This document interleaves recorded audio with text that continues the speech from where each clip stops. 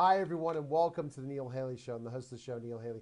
You can go to my website, toldtutor.net, for more information. Twitter, toldtutor, Neil S. Haley, Facebook, LinkedIn, Neil Haley, Instagram, toldtutor, Pinterest, Neil Haley, and Google+, and also on Periscope at Total Tutor. And let the 4-hour season finish with a very, very interesting guest. I'm wiped out with amazing sports athletes, New York Times bestselling authors, geniuses, Ohio State authors, and now we go to the last one. And I tell you, when I think about my memories of one of my favorite NBA players of all time, he wore a Raptors uniform. So I'm excited to welcome the program author Dave Mendonca, author of 100 Things Raptor Fans Should Know and Do Before They Die, holding up the book right now. Dave, thanks for calling. How are you? I'm doing great, Neil. Thank you so much for having me. Absolutely. Now, Dave, tell us a little bit about your background. Have you covered the Raptors in your career? What made you the perfect person to write this book? Yes, sir. I actually have quite an extensive media background. I used to do on-air reporting for the Score Television Network up in Canada. It's now called Sportsnet 360. So basically, I would go to the Raptors games, interview guys pre and post. I would check out the games with a very nice, cushy media courtside level seat. So I did that from 2001 to about 2006. Prior to that, I was also, local public access cable. I was doing Raptors games as well, like reporting and talking to guys when I was like a teenager. So my background extends quite a ways back in regards to my connection with the Raptors. Interesting. Very, very. And so when you talk about basketball coming to Toronto, did you think that was going to fly when you first heard that was happening? That there was the Raptors were going to be a franchise in Toronto? Well, right. Well, there's this image that when you think about Canadian sports fans, you think they're all hockey pucks, right? Yes. But exactly. So there are people like myself. There's people like diehard basketball fans that were up there in the mid '90s, but they were they were hidden. They were underneath rocks and whatnot. So They were there. And I knew that the Raptors would be very successful because there's a lot of passionate hoops fans in Toronto, and in Canada as well. So it's just a matter of time. It seems like a matter of time, and that's so important. In that everything happened for a reason in so many ways. And you think about specifically enough, Toronto's close to the States, so it's not so far away. It's not like it's Montreal. I don't know if Montreal would fly as much for basketball, but you think Toronto, and when you can go right over to the States, you're not far from a lot of different hotbed basketball towns and cities and different things like that. So there are a lot of people who supplant themselves in Toronto, right, for business and stuff. So it's Toronto's the New York of Canada, so people from all over the world come to Toronto. So you got to have NBA because that's global. So that's probably one of the reasons also for having that franchise is the amount of people all over the world to visit Toronto. Well, it was interesting. In my book, I detail Isaiah Thomas. He was the former GM of the Raptors. When the Raptors were first a franchise in Toronto, he said he was a 24/7 salesperson because he had to educate many of the hockey folk, right, about basketball and whatnot. So it wasn't a slow process to start, but because we did have those pockets of fans that were diehards, but it did take a little while. And, now you got one of the most, passionate fan bases in basketball. Really? See, that'd be interesting. When I visited and saw Vince Carter, I was in Toronto and bought tickets. Oh, my gosh. And that's what I want to talk about. I'm sure that Vince is ranked pretty high in the 100 things, right, for you? Well, he's number one. He is number one. He is, because he is still talked about to this day. His impact is still felt. He, in my opinion, the only superstar ever to suit up in a Raptors uniform.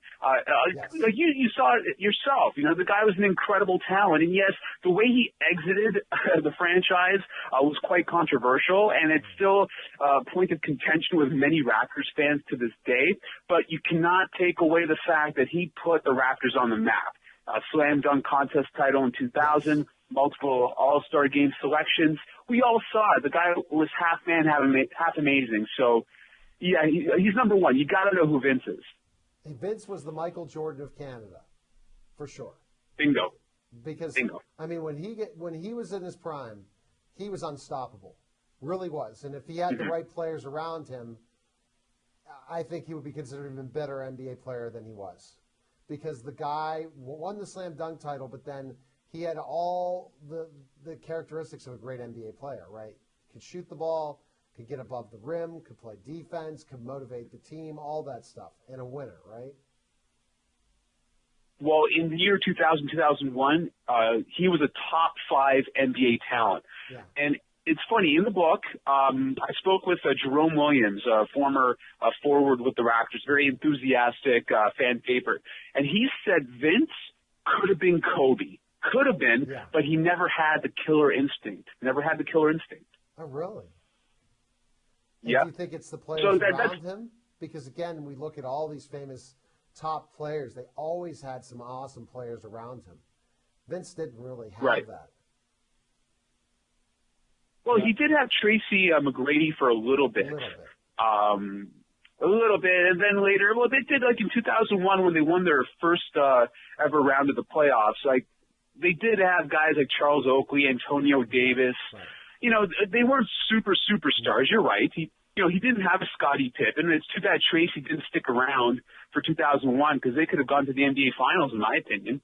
But you're right. Like, he could have benefited, but if he had more talent around him, sure.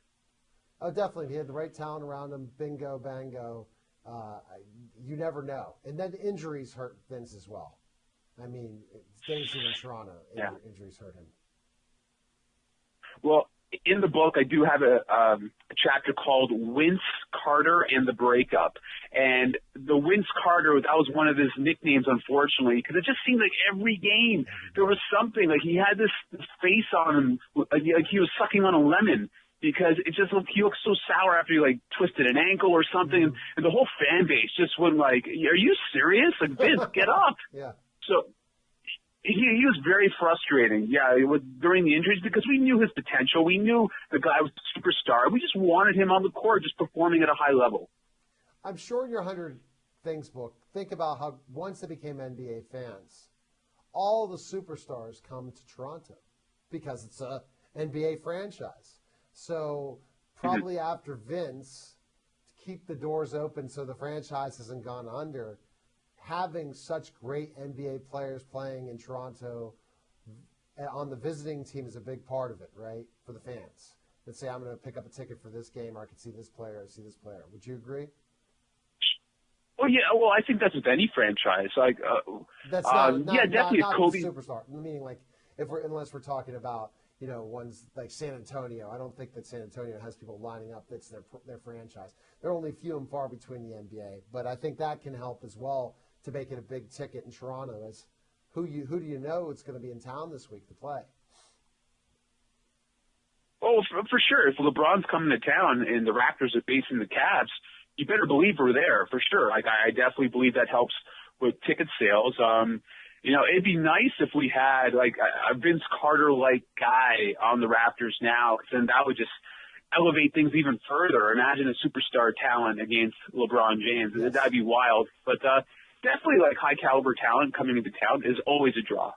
Okay, and so let's talk about, because again, I remember the Raptors winning then.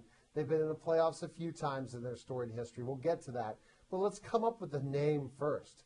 The Raptors. Raptors. I mean, that, in a way, could get people to buy the merchandise not just in Toronto, because it's a great logo, a great team name, right? So I'm sure that's your book, the name. How did they come up with the name?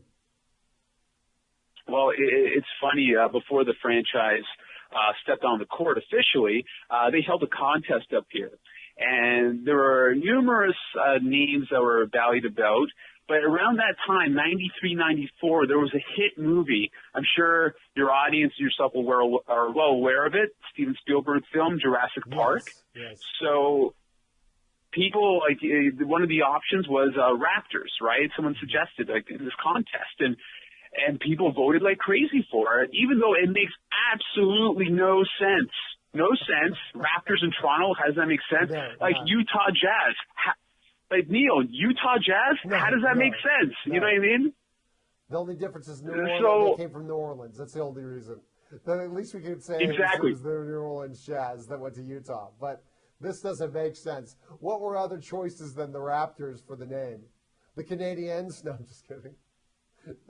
Yeah. Oh, geez, I can't remember off the top of my head. Leafs, another Leaf name, right? Or what would be big in Yeah. Toronto, right? Exactly. Like there were just a bunch of nondescript names that really didn't appeal to anybody. But the fact that Jurassic Park was a big thing at that time, Raptors, people got on that bandwagon and they picked it. And then before you knew it, at the press conference announcing the team, Isaiah Thomas burst through this big Raptors symbol, this banner, just to announce the Raptors are here. So. Yeah, it's an interesting name in the jersey. Love the purple jerseys. I know that's it's always been a controversial jersey because the fan base, even the players at times, didn't always like it. They thought it was very childlike, amateur, like Barney. Yes. But I don't know. A lot of people, they still remember those jerseys. Even DeMar DeRozan, who plays for the Raptors to this day, his childhood memories of the Raptors connect with that jersey. Interesting. Now, what would you say the merchandise was ranked in sales in the NBA, the Raptors? Because it's a cool name, so other cities that buy it, not just Toronto. Do you know? You have any idea of how merchandise sales I think, yeah, I think we're definitely top 10 in sales. Our fan base is ferocious. I don't know if you or your audience has had a chance to see the Raptors in the playoffs the past couple of years.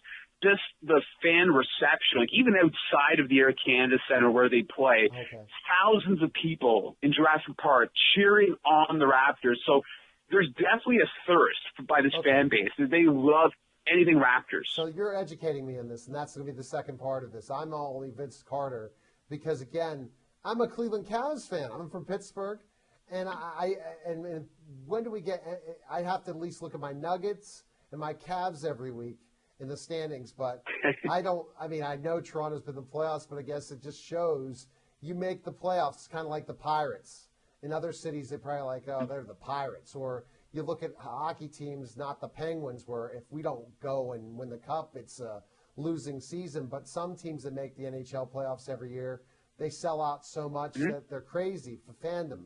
So people in Toronto are happy with making the playoffs. So when we get back, we're going to go more and more into this whole thing about the Raptors. You're watching the Neil Haley Show, syndicated on all the radio networks and television networks all over the world, and we'll be back in just a moment.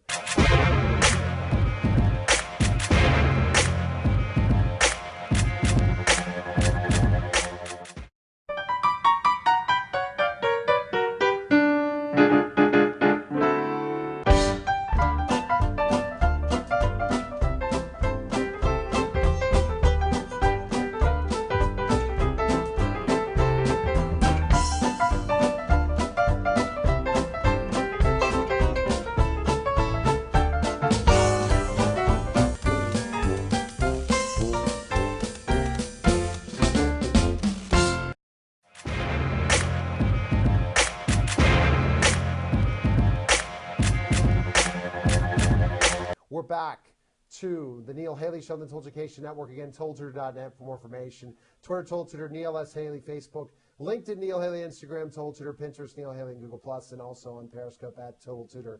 And I'm with, again, Dave Mendonca, author of 100 Things Raptor Fans Should Know and Do Before They Die. Great cover. I want to end up re-interviewing every 100 Things person, even people who have written books before that, because they're just so fun. I love the history of sports. And when someone said, oh, you want 100 Things Raptors. So Dave, I'm on lots of stations all over the world and nationally, so don't worry about Pittsburgh and Toronto, especially for my flagship television station where I'm taping. It's going out in the radio, Twitter, all the different places and podcasting. But when you think about specifically enough educating an audience of Pittsburgh, the NBA, I wish there would be an NBA team in Pittsburgh. Part of the theme of this show this week, and this season, is I had 8 shows I did. I filmed 7. One guest didn't show up, but we had all about local basketball in Pittsburgh. And that's one thing we would love to have an NBA franchise in Pittsburgh. I would. Hockey, I just can't watch except at the end of the year. And the Penguins are great. And I can't listen to hockey talk, but I'm a former college basketball player. And if we had NBA basketball, oh my gosh, I'd be into it every day because I understand the game. And so it's taken the Toronto Raptor fans the same amount of time, Dave, right, to really understand the game like kind of Pittsburghers understanding hockey. Wouldn't you agree? Right. Except it's easier game to figure out. Wouldn't you agree? Are you talking about the educational? Yeah, the educational portion, portion of it, yeah. Yeah, it's taken like Toronto residents to figure it out, but it's a little time. But now they're totally into it, and we're definitely giving hockey pucks a run for their money in this country. There's no doubt about that. Especially with the Raptors, the past couple of playoff runs, the whole country gets invested. They're you look on Twitter, social media, everyone's hashtagging Leave the North and whatnot. So it's definitely a nationwide frenzy now. And it's so nice to see because, I remember the days when Raptors basketball was really at the bottom of the barrel in the whole sports landscape in Canada. So it's great to see that we're making our way up. So tell me the growth. Let's look at this. We talked about the playoff years with Vince Carter. Then after that, when was the next time? And so this is, again, the second segment's all about the history of the Raptors after Vince Carter. So what was the next time that they brought – so then after Vince left, it was a kind of a down period for Raptors basketball. But what changed the mentality in Toronto about basketball? Well, things started to shift. I believe it was the 2006-2007 season. The Raptors, they actually won a division title. Chris Bosh was the linchpin. He was the cornerstone of the franchise. So I don't know if your audience is familiar with Chris Bosh. He's like this 6'11" power forward / center who was the anchor for this squad. He was their all-star. He was their go-to guy. And also you had Brian Colangelo, the GM. He infused all this European talent into the squad. So we're talking like Jose Calderon, point guard from Spain, Andrea Bargnani, a first overall pick, I believe, in 2006. Right. So it was a total roster overhaul that really jump-started this franchise again. And it got them to the playoffs 2 straight seasons, I believe, from 2006 to 2008. Unfortunately, they did not get past the first round in both those seasons against the Nets and the Magic. But still, like that was the point where it was like, thank goodness we're back. Like, cause we had some miserable seasons post Vince Carter, and it was just great for the city to just cheer for the squad again. Wow. Okay. So that starts the process. Who was the coach in those years? Sam Mitchell. Okay. Isn't it funny? Yeah, he was they don't get much coverage in the States sometimes, Toronto. I mean, you don't even ESPN kind of. So this is all very interesting to me. So after Sam Mitchell's time, they went to the playoffs a couple of years. Was there a more down period for Toronto? So the last down period, there was more down years. Like Sam Mitchell got fired. I believe during the early part of the 2008-2009 season. Then the Raptors got Jay Triano. He was the first ever Canadian NBA head coach to have a job. And then when Chris Bosh left, we nosedived even more. Like when he went to South Beach with his Miami buddies in 2010, our record nosedived. We lost like 60 games, I believe, the season after. It was just terrible. And DeMar DeRozan was just a young guy at the time, and he had to do his best to carry the load along with Andrea Bargnani. So it wasn't until Dwayne Casey, the current head coach, he came on board. They still weren't a playoff team just yet, but then it was the 2013-14 season when everybody was expecting the Raptors to, just tank because they wanted to go after Andrew Wiggins in the 2014 NBA draft, right? And we got this new general manager, Masai Ujiri. He pulls off these deals. He trades this guy, Rudy Gay, right, from the Raptors to the Sacramento Kings. That was a deal that was a game changer because we got all these players back, like Graves Vasquez, John Salmons, and just really instilled a bench. We had like a automatic bench all of a sudden, and then the team took off. All of a sudden, we make the playoffs. Nobody expected it, Right. and the whole country was just on this Raptors bandwagon. So why now they're on the bandwagon more? So they went to the playoffs last year as well as the last 2 years? You got it, sir. Yep. Okay. So why such fanaticism now compared to 2007? What has made it? Is it just knowing that the team is looking to win and people are just hungry for a winner, especially when I guess the Leafs are not always that good anymore? Do you think there's a variety of reasons why they're so Raptors crazy? In my opinion, I think the advent of social media, just the escalation of it, and the fact that the Raptors, like when they were making their playoff push in the 2013-2014 season, they were in the back of their minds. They thought, again, it was a lost season, but they were planning to do the We the North campaign for the next season because they didn't expect to do really well this season, right? But then all of a sudden, things started to pick up, and so they pushed this We the North campaign. Basically, it's a rallying cry for Canada, right? It's very, patriotic kind of anthem. And so the Raptors were putting out videos, talking about taking pride in the Raptors. It represents Canada, Toronto. It just swelled. It just took the country by storm. And the Raptors, like Raptors fans, even non-Raptors fans, they just stuck to it. They got on the bandwagon. So basically, I would say social media was a big part of that, just unifying everybody. Wow. So social media is a big reason. I think also they're hungry for a winner. Like, have the Leafs been very good the last couple of years, Maple Leafs? The Maple Leafs have been, not very great. So that can be something to do with it, too. So you got to love a winner. Yes, sir. Think about times where people care if the Penguins are different things. And what do you think about this year? What are your predictions? In regards to the Raptors, you know what? The Raptors, I definitely see them making the playoffs. They've made a lot of off-season moves. They've become more of a defense-oriented squad. So I predict they'll win between 47 to 50 games. They'll win a round of the playoffs. I think I could be wrong. Hopefully I'm wrong. I hope they go to the Eastern Conference Finals. But I say they'll go one round. They'll win one round this year. Okay, who are the notable players? Give us the starting lineup. See if I know any of them from college, or is it all Europeans? Gotcha. Okay, so your starting center, Jonas Valanciunas. Okay. Have you heard of him? No, I have not. Okay, he's a guy. He's a kid from Lithuania. He's I believe in his fourth season, and he's playing really well to start the year. Then there's the power forward. They're alternating between Patrick Patterson and Luis Scola. Have you heard of those guys? This is sad. I'm a huge Cleveland Cavaliers fan, and I know the starting lineup for them. But I want to hear. I'm a college basketball fanatic, so I'm seeing if there are any big college stars on the team. Gotcha. Okay, no worries. Okay, so at small forward, we have Damari Carroll. He was a big free agent signing for the Raps.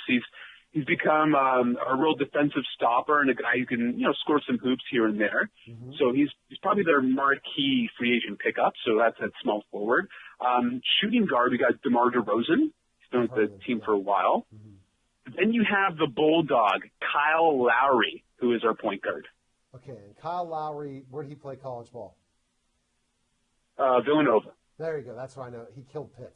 So that's where I see. I'm a college basketball fanatic. NBA, it's all about the Cavs. So you're educating me completely. Yep. I know the problem. I'm going to tell you. There's no star power with the Raptors. You need a big star. Two big ones. And literally you guys could be competing for an NBA championship. Agree? You're preaching to the choir, sir. I totally, I'm on your bandwagon there for sure. I mean, just find some. I mean, it seems like they're not going after the college stars, but I guess it doesn't matter with being Toronto. If you did that in another city in the NBA, it probably hurt. But for a city like this, I don't think it does because they want a winner. So they're more about team Yes, in we do. Toronto than somewhere else. This is my interpretation. I know lots of NBA players in the league. I interview them too, but I have not heard of Sure. anybody on Toronto. Would you say it's the most no-name team in the NBA that wins? No, Dave. I think there might be others, but I do agree. It'd be nice to have a marquee player. But the philosophy of this team now, they want to get into the mode of like the San Antonio Spurs kind of Yes. thing. I understand. There is no superstar, so they're trying to get into that kind of mode. But listen, Neil, it's a hard thing trying to get like a superstar. Like I know right now, the Raptors fans are like, okay, let's just wait for Wiggins to be a free agent in a few years after his rookie contract so he can leave the Timberwolves and come back home because Andrew Wiggins is from the Toronto area. So, Okay. but aside from that, how do you get a superstar in the NBA unless you Play get in a, Toronto. sorry, yeah. You have to play in Toronto. That's tough. That's really hard. Yeah. But there are some rumors. I'm going to throw some rumors out there, Neil. So there are rumors that the 2016 free agency crop, Kevin Durant, okay, Raptors fans, they've been seeing Kevin Durant in Toronto the couple of years, I've right? been a fan of the Like at Blue Raptors Jays. Oh, exactly. But they've seen him at like Blue Jays games. They've seen him at Drake concerts. Even Drake, he even made a mention of Kevin Durant at one of his concerts, and Drake got dinged by the NBA for trying to tamper. So I'm just putting it out there. Maybe Durant, I doubt it very much, but you never know. Never know. All right, best place to find information on you, Dave. Purchase your book and learn more about you. Where can we go? Okay. In regards to the book, you could visit 100thingsraptors.com. Okay. It'll give you full information on that. Also, to buy the book, go on Amazon, Barnes & Noble, check those out. My own personal website is just davemendonca.com, and I'm also on Twitter at davemendonca. All right, so I'll have to pay attention to the Raptors, just like I have to go watch a TV show Scorpion I never watched in my life and talk to a genius. Now I have to watch it. I'll have to start paying attention to the Raptors because I didn't know they're a winner. Yes, sir. Maybe we'll see if we can bring it all the way home because I am a Raptors fan when Vince Carter was there. So take care, Dave, and thanks for calling. Thank you, sir. All right, take care. All right, that was the Neil Haley Show. Take care, guys. I just did 7 interviews in 4 hours, and I'm ready for a break. Next season, can't wait to the winter. Take care, everyone.